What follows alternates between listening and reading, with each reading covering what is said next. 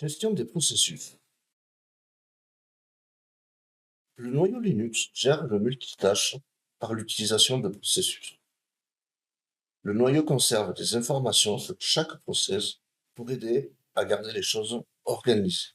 Et chaque process se voit attribuer un numéro appelé PID, qui est l'identifiant du processus.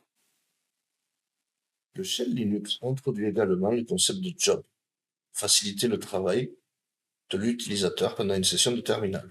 Par exemple, cat error.txt pipe wc-m est un pipeline de deux processus que le shell considère comme un seul travail.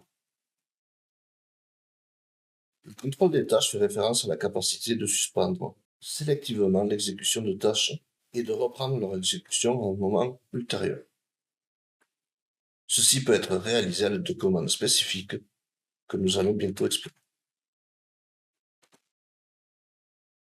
Voyons pour mettre un processus en arrière-plan. Les tâches précédentes de ce module ont été exécutées au premier plan, ce qui signifie que le terminal est occupé. Aucune autre commande ne peut être exécutée avant la fin de la tâche en cours. Comme la plupart de nos exemples ont été courts, cela n'a pas posé de problème. Cependant, dans les modules suivants, nous exécuterons des commandes plus longues et plus complexes que nous pourrons envoyer en arrière-plan afin de reprendre le contrôle du terminal et exécuter d'autres commandes.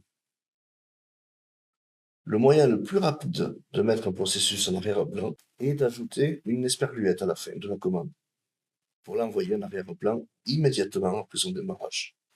Par exemple, regardons la commande ping-c 400 localhost redirigée vers le fichier ping résultat texte avec l'esperluette derrière.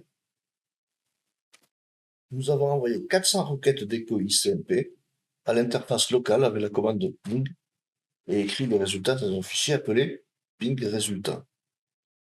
L'exécution s'effectue automatiquement en arrière-plan en laissant le shell libre pour d'autres opérations.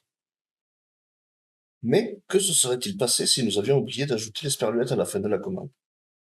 La commande aurait été exécutée au premier plan et nous aurions été obligés d'annuler la commande avec CTRL-C ou d'attendre la fin de celle-ci afin de reprendre le contrôle du terminal. L'autre option consiste à suspendre le travail à l'aide de CTRL-Z alors qu'il a déjà commencé. Une fois qu'un travail a été suspendu, nous pouvons le reprendre en utilisant la commande bg. Lançons maintenant la commande sans l'esperluette. Comme vous pouvez le voir, le terminal est occupé. Si je fais CTRL-Z, le travail est suspendu, c'est-à-dire qu'il est en pause. Maintenant, si je fais bg, il est exécuté en arrière-plan et nous pouvons continuer à utiliser le terminal comme nous le souhaitons. Pendant cette opération, n'oubliez pas que certains processus sont sensibles au temps et peuvent donner des résultats incorrects s'ils sont suspendus trop longtemps. Par exemple, dans l'exemple du ping, la réponse de l'écho peut revenir, mais si le processus est suspendu au moment où le paquet livre, le résultat sera incorrect. Gestion des jobs et FG. Pour vérifier rapidement l'état de nos requêtes, nous devons utiliser deux commandes supplémentaires, jobs et FG. Jobs liste les travaux en cours d'exécution dans la session du terminal actuel, tandis que FG fait passer un travail au premier plan. Par exemple, revenons à notre exemple de commande. Je fais le ping, je fais CTRL-Z pour mettre en pause ce process. Je lance une autre commande que je mets elle aussi en veille. Puis je regarde Jobs. Et je vois qu'il y a deux process en cours d'exécution et deux qui sont en pause. Regardons que fait FG pourcentage 3.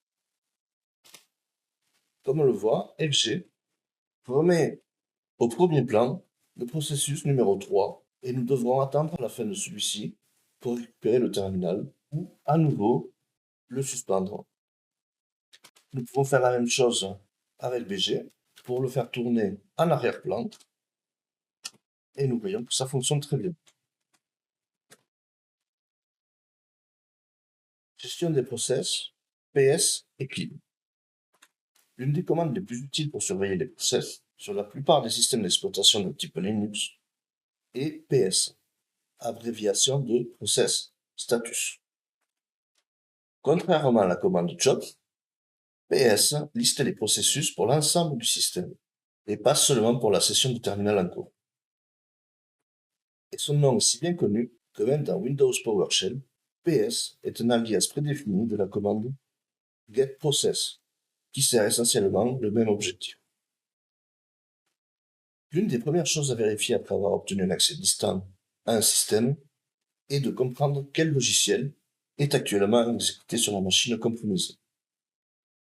Cela pourrait nous aider à élever nos privilèges ou à collecter des informations supplémentaires afin d'obtenir un accès supplémentaire au réseau.